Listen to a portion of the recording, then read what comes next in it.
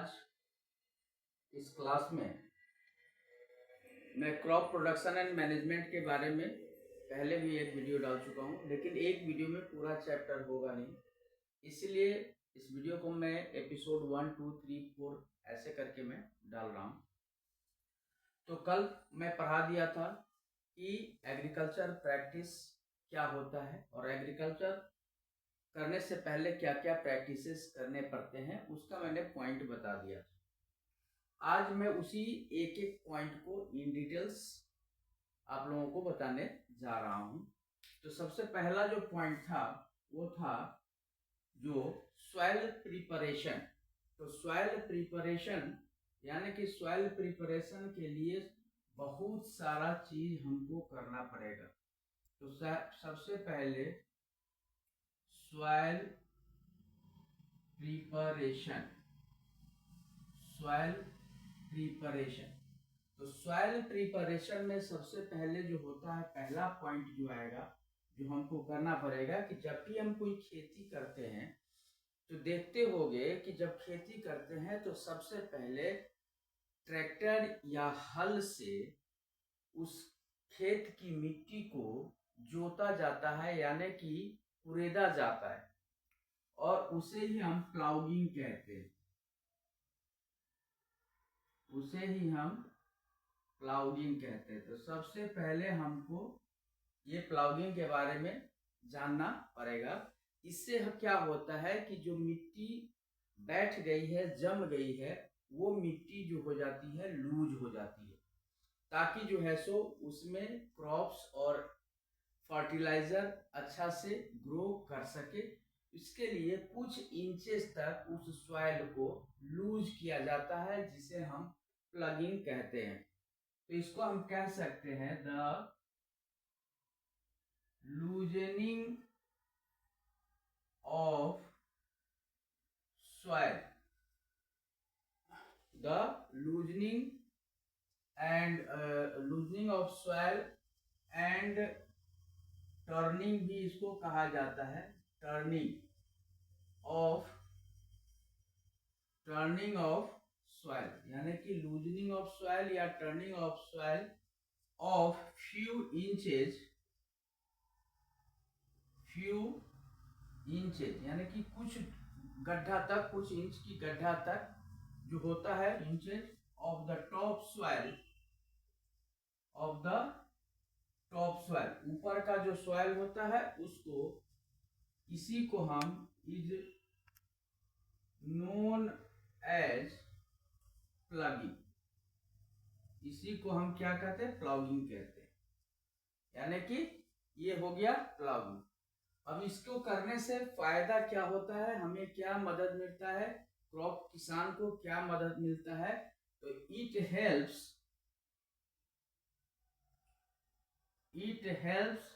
In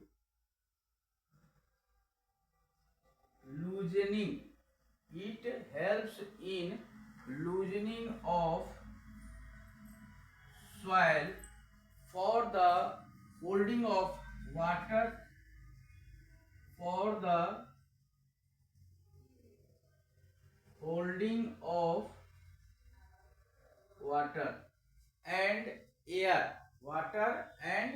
air to, जो होता है, एयर किस लिए चाहिए? एयर चाहिए प्लांट को ब्रीथ करने के लिए, रेस्पिरेशन के लिए। तो जब कोई सॉइल लूज हो जाता है, ऊपर का सॉइल लूज होता है, तो उसमें पानी की होल्डिंग कैपेसिटी बढ़ जाती है। उसमें क्या होता है कि ऑक्सीजन की मात्रा, एयर की मात्रा बढ़ जाती है। दूसरा क्या होता है, और क्या होता है, the loose soil also, the loose soil also, और क्या करेगा लूज सॉइल में, क्या हो जाएगा, the helps in the growth of, helps in the growth of earthworms and microbes and other microbes. Earthworm किसे कहते हैं? जिसको हम लोग चारा कहते हैं या चेरा कहते हैं। तो अर्थवर्म जो होता है वह फार्मर्स का फ्रेंड होता है, इसीलिए अर्थवर्म को फार्मर्स फ्रेंड कहते हैं, क्योंकि वह जो सॉइल में पाया जाता है वह सॉइल में सॉइल को लूज करने का भी काम करता है। तो जब लूज सॉइल होगा तो उसमें अर्थवर्म का डेवलपमेंट जो होगा वो अच्छी तरह से हो सकता है। समझ में आ गया? तो और उसके साथ साथ अदर जो माइक्रो ऑर्गेनिज्म्स जिसकी जरूरत क्रॉप्स को होता है वो भी उसमें बढ़ता है। लेकिन माइक्रोब्स की जरूरत क्यों पड़ती है? तो माइक्रोब्स क्या करता है? द सॉइल, ये क्या करता है? न्यूट्रिएंट्स जो सॉइल में होता है उसको बढ़ाता है। Soil rich in nutrients, soil rich in nutrients. Another क्या बेनिफिट होता है? It is also easy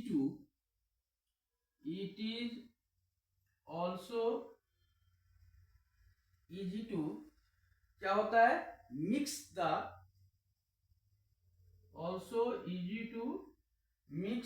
fertilizers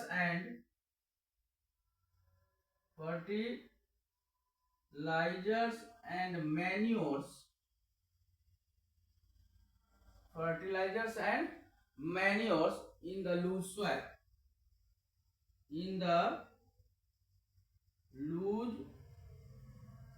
यानी कि लूज सॉइल में क्या होता है कि हमको फर्टिलाइजर मिलाने में या मैन्योर मिलाने में सुविधा होता है।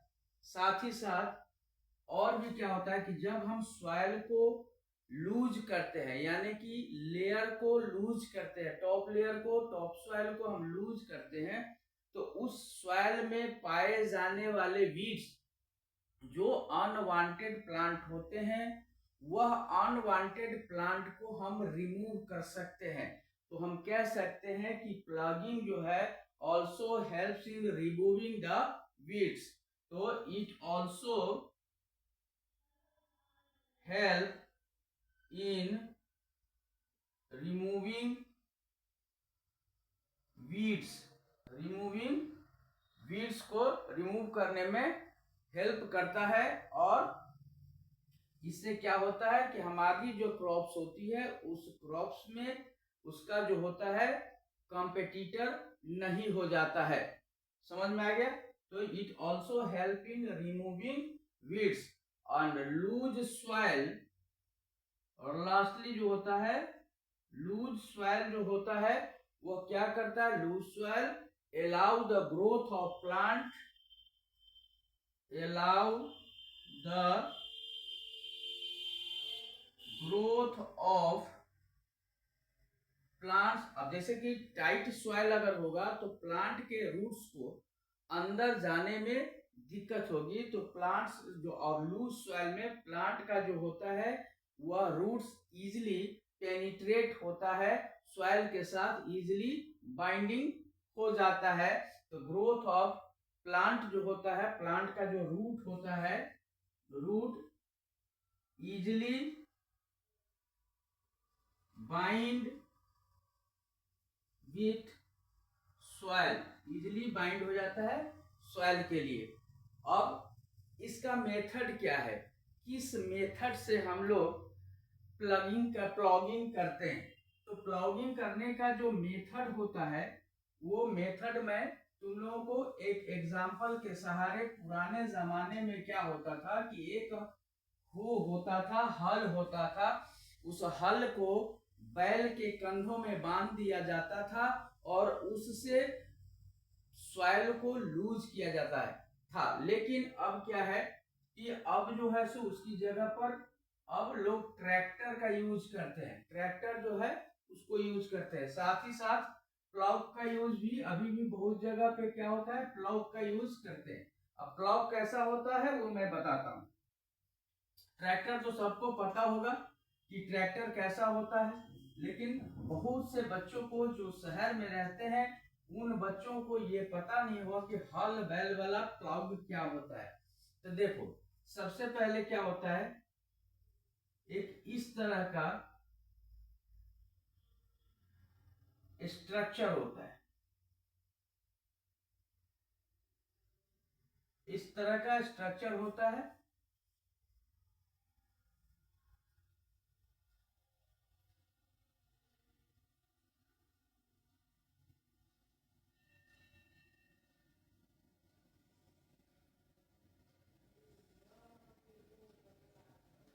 इस तरह का स्ट्रक्चर होता है।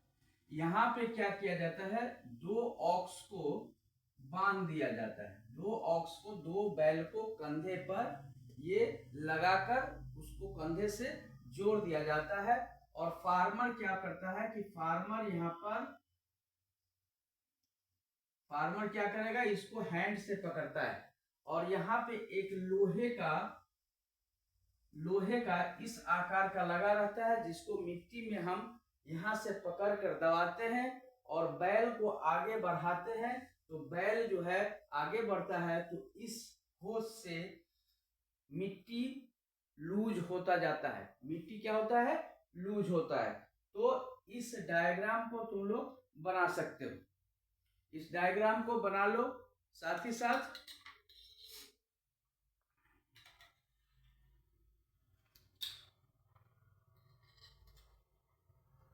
हो गया। अब इसके बाद नेक्स्ट पॉइंट पे हम आते हैं, नेक्स्ट पॉइंट पर हम आते हैं। अब दूसरा जो पॉइंट होता है, मिट्टी कोड़ने के बाद, मिट्टी कोड़ने के बाद उसके बाद तुम लोग देखते होगे खेतों में किसानों को, जो ग्रामीण इलाके से जो स्टूडेंट्स आते हैं, उस बच्चों को ये पता होगा कि जब लूजनिंग ऑफ सॉइल यानी कि प्लाउगिंग अगर हो जाता है, उसके बाद का जो कार्यक्रम होता है उसको हम कहते हैं लेवलिंग। क्या कहते हैं, लेवलिंग। लेवलिंग भी फिर उसी तरह से सिस्टम है कि आफ्टर द प्लागिंग क्या होता है, एक बड़ा सा लकड़ी का पटरी जैसा मोटा सा होता है, उसमें उसको हम ट्रैक्टर में बांध देते हैं या बैल के कंधों में बांध देते हैं और उस पर एक दो आदमी खड़ा हो जाता है और खड़ा होने के बाद वह आगे की तरफ जब बढ़ता है, तो जब हम मट्टी को प्लॉगिंग किए हैं, सॉइल को प्लॉगिंग किए हैं, तो उस समय जो उबड़ खाबड़ यानी कि ऊंचा नीचा सॉइल का जो लेवल हो गया है, वह लेवल क्या होता है, बराबर हो जाता है। यानी कि जो हमारा फील्ड जहां पे हम क्रॉप लगाएंगे, वो फील्ड जो होता है वह लेवल हो जाता है। तो आफ्टर जो है लेवलिंग करने के बाद क्या होता है, लेवल हो गया, उसके बाद क्या करते हैं कि हम उसमें अपना जो भी क्रॉप्स हमको लगाना होता है वो हम लगाते हैं। समझ में आ गया। तो जिस चीज से हम लेवलिंग कहते हैं उसको हम लेवलर कहते हैं। क्या कहते हैं, लेवलर कहते हैं। यह ट्रैक्टर के द्वारा, लेवलर जो होता है वो ट्रैक्टर के द्वारा भी खींचा जा सकता है या सम अदर एनिमल्स के द्वारा भी खींचा जा सकता है, उसी को हम लेवलिंग कहते हैं। इसके बाद जो है सो थर्ड जो आता है, दूसरा, पहला हमने प्लॉगिंग कर लिया, खेत को हमने तैयार कर लिया, मिट्टी को प्रिपेयर कर लिया। अब हमको उसमें क्या करना है, मैन्योरिंग करना है और फर्टिलाइजिंग करना है। यानी कि हम उसमें अब क्या करेंगे, मैन्योरिंग करेंगे, यानी कि मैन्योर डालेंगे और फर्टिलाइजिंग करेंगे, यानी कि फर्टिलाइजर डालेंगे, फर्टिलाइजरिंग करेंगे। समझ में आ गया। अब जो होता है, plants grow and they keep on using some nutrients naturally available in the soil. यानी कि जब हम क्रॉप्स ग्रोथ होता है तो जो सॉइल में नेचुरली जो न्यूट्रिएंट्स पाए जाते हैं वो न्यूट्रिएंट्स तो प्लांट को मिल जाता है, लेकिन बहुत ऐसे समय में क्या होता है कि प्लांट्स को ज्यादा न्यूट्रिएंट्स की जरूरत होती है ताकि हमें ज्यादा से ज्यादा क्रॉप्स मिल सके, हमें ज्यादा से ज्यादा यील्ड मिल सके। वैसे कंडीशंस में फार्मर्स क्या करते हैं कि अपने तरफ से अलग से जो सॉइल में प्रेजेंट है सो तो है ही, अपने तरफ से मैन्योर और फर्टिलाइजर का उपयोग करते हैं। किसके लिए करते हैं? तो फॉर प्लांट ग्रोथ के लिए करते हैं। तो हम कह सकते हैं plant grow and they keep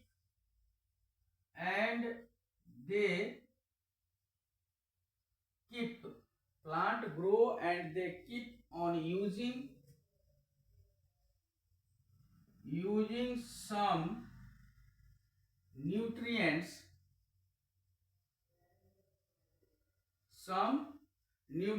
naturally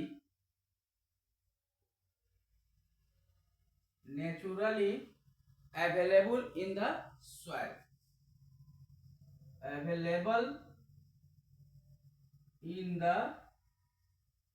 naturally जो अवेलेबल है उससे लेता है।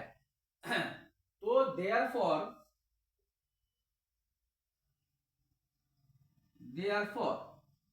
यानी कि इसलिए क्या हो जाता है, it is important that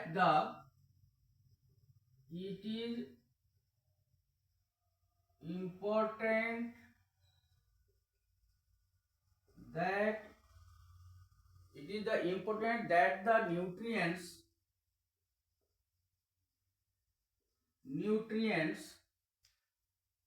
of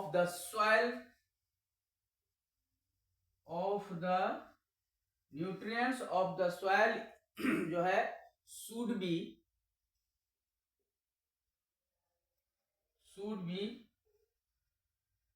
replenished। यानी कि देखो होता क्या है कि मान लो कि हम एक क्रॉप्स लगाने जा रहे हैं, उससे पहले कोई और एक क्रॉप्स उसमें लगा था। उस क्रॉप्स की हार्वेस्टिंग के बाद हमने सॉइल को लूज किया, लूज करने के बाद हमने उसमें दूसरा क्रॉप्स लगाने की सोच रहे। तो स्वाभाविक है कि उस सॉइल में जो नेचुरली न्यूट्रिएंट्स पाया गया जाता था, वह न्यूट्रिएंट्स जो है वह इससे पिछले वाला क्रॉप्स यूज कर चुका है। अब जो सॉइल है उसमें न्यूट्रिएंट्स की कमी हो चुकी है।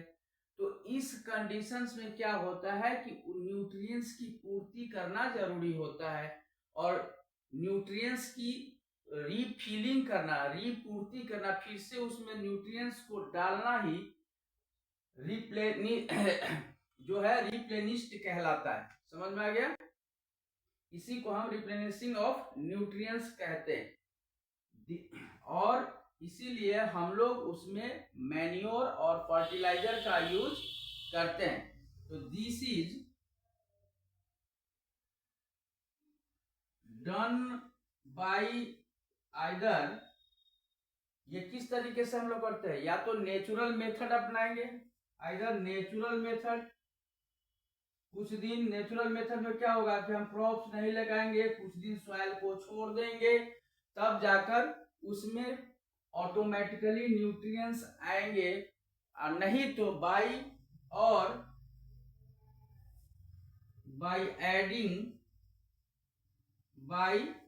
एडिंग, या तो उसमें फिर से क्या करेंगे, बाहर से हम उसमें ऐड करेंगे organic manures.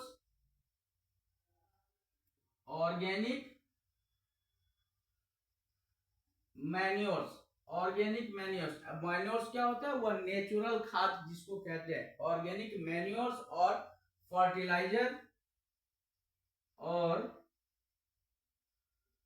Fertilisers to the soil.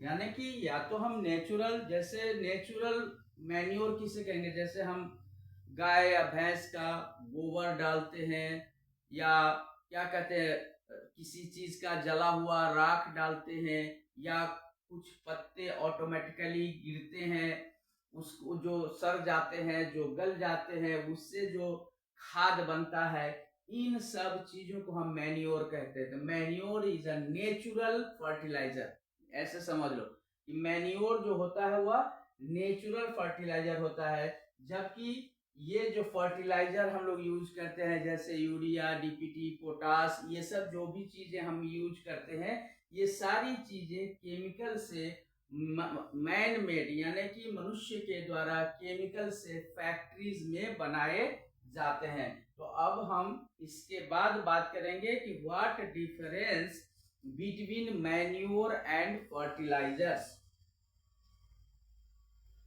Manure और फर्टिलाइजर्स में क्या डिफरेंस होता है?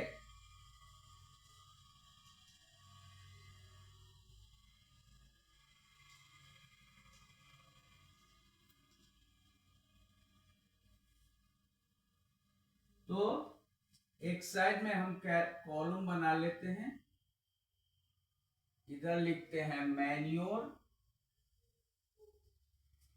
और इधर लिखते हैं फर्टिलाइजर्स, मैन्योर एंड फर्टिलाइजर्स। तो सबसे पहला, मैन्योर इज नेचुरल। ये क्या है? ये प्राकृतिक रूप से तैयार किया गया है और प्राकृतिक रूप से अपने आप सॉइल में तैयार हो जाता है, इसे हम मैन्योर कहते हैं। It is obtained from, it is obtained from, कहां से हमको मिलता है?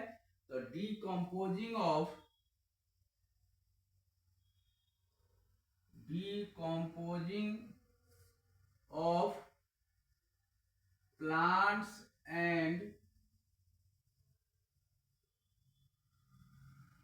animals, प्लांट्स एंड एनिमल्स और ह्यूमंस का भी, और ह्यूमंस का भी जो होता है वेस्ट मटेरियल, वेस्ट मटेरियल जो होता है उससे, वेस्ट मटेरियल से यह डिकम्पोज का मतलब होता है सड़ा गलाकर उससे खाद बनाना।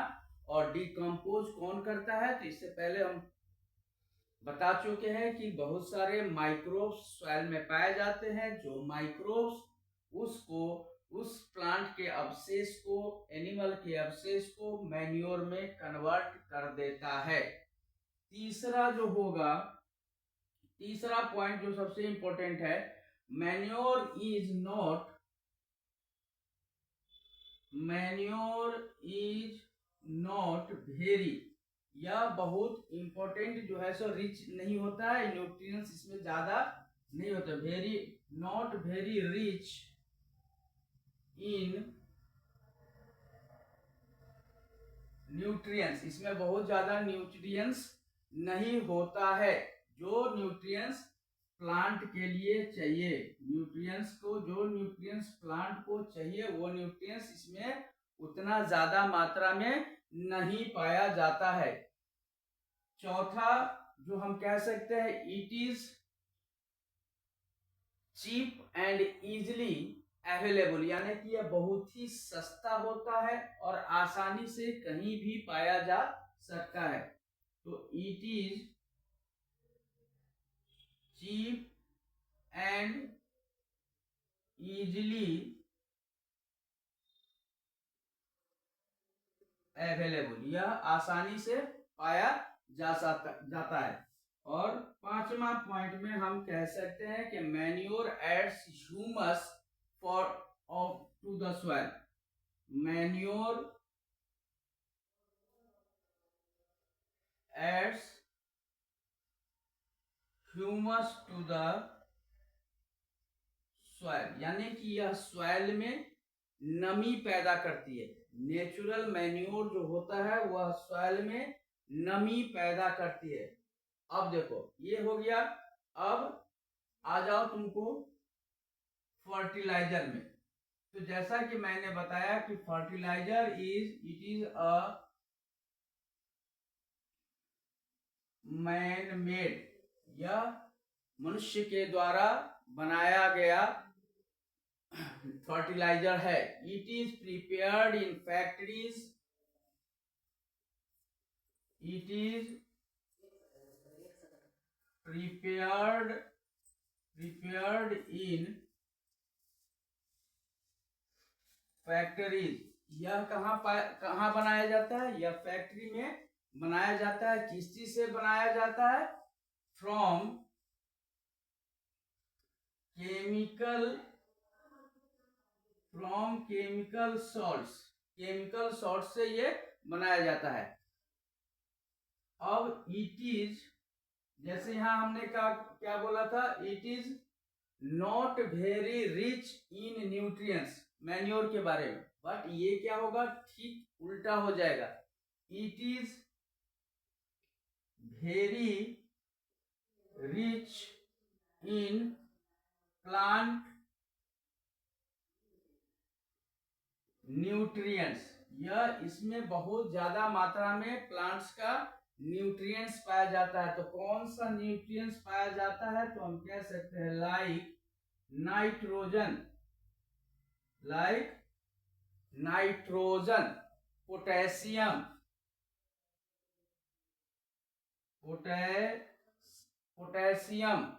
समझ गए, एंड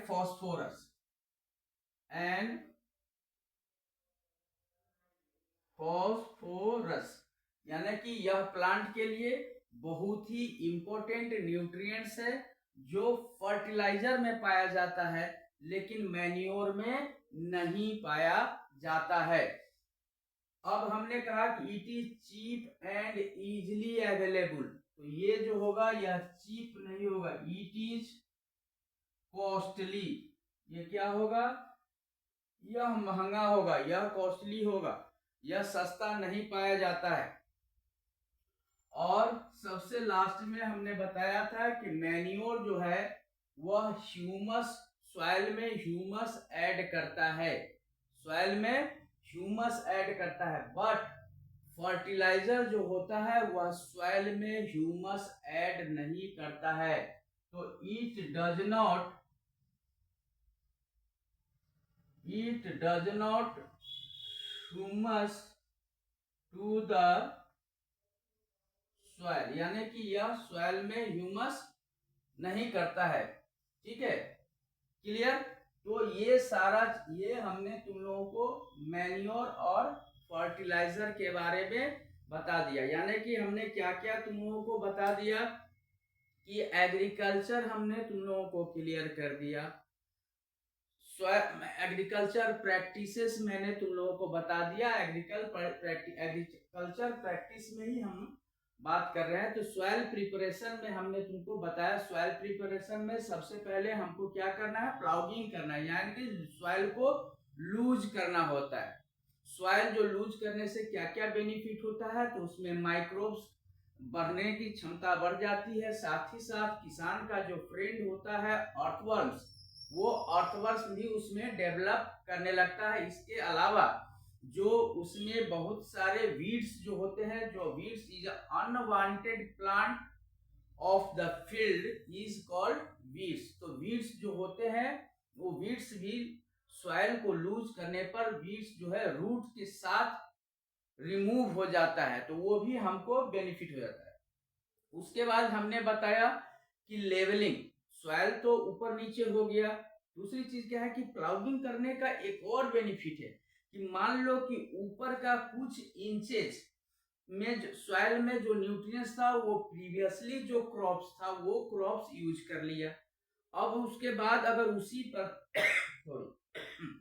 उसी पर अगर हम नेक्स्ट क्रॉप लगाएंगे तो सॉइल को न्यूट्रिएंट्स नहीं मिलेगा और सॉइल ग्रोथ नहीं कर पाएगा। इसीलिए जब हम लोग सॉइल को लूज करते हैं यानी कि प्लाउगिंग करते हैं, तो प्लाउगिंग करने के बाद क्या होता है कि सॉइल ऊपर नीचे हो जाता है, यानी कि नीचे जिस सॉइल में न्यूट्रिएंट्स है वो सॉइल ऊपर आ जाता है और ऊपर वाला सॉइल नीचे चला जाता है। तो नतीजा क्या होता है कि सॉइल में न्यूट्रिएंट्स नेक्स्ट क्रॉप के लिए प्रिपेयर्ड हो जाता है। उसके बाद हम लोग क्या कर दिए? लेवलिंग कर दिए। लेवलिंग कैसे होता है? तो एक लेवलर होता है, यानी कि एक लकड़ी का मोटा सा तख्ता होता है पटरा टाइप का, उसको ट्रैक्टर या किसी एनिमल को यूज करके उसको पूरे प्लॉट में यानी कि पूरे फील्ड में उसको मूव कराया जाता है और उसके साथ सॉइल को लेवल किया जाता है। सॉरी, सॉइल को लेवल किया जाता है। लेवल करने के बाद दूसरा जो स्टेप आता है, दूसरा स्टेप होता है मैन्योर और फर्टिलाइजर। मैन्योर और फर्टिलाइजर को हमने ऐड किया। उसके बाद जो है सो मैन्योर और फर्टिलाइजर किसको कहते हैं, यानी कि difference between manure and fertiliser, इतना मैंने तुम लोगों को बता दिया। अब जो नेक्स्ट स्टेप होगा वो मैं तुम लोगों को नेक्स्ट वीडियो में पार्ट 3 में, क्रॉप प्रोडक्शन एंड मैनेजमेंट के पार्ट 3 में तुम लोगों के लिए इसके बारे में बताऊंगा। तब तक के लिए जो भी स्टूडेंट्स अभी तक हमारे चैनल को सब्सक्राइब नहीं किए हैं वो काइंडली इस चैनल को सब्सक्राइब कर लें, ताकि जो वीडियो हम बनाए वो वीडियो सबसे पहले आप लोगों के पास पहुंचे और आप लोग उसका बेनिफिट उठा सके। और वीडियो को जितना से ज्यादा स्टूडेंट्स के पास चाहिए तो शेयर कीजिए, लाइक कीजिए और इसका माने आप स्क्रीनशॉट ले लो या नोट करना चाहते हो तो नोट कर लो।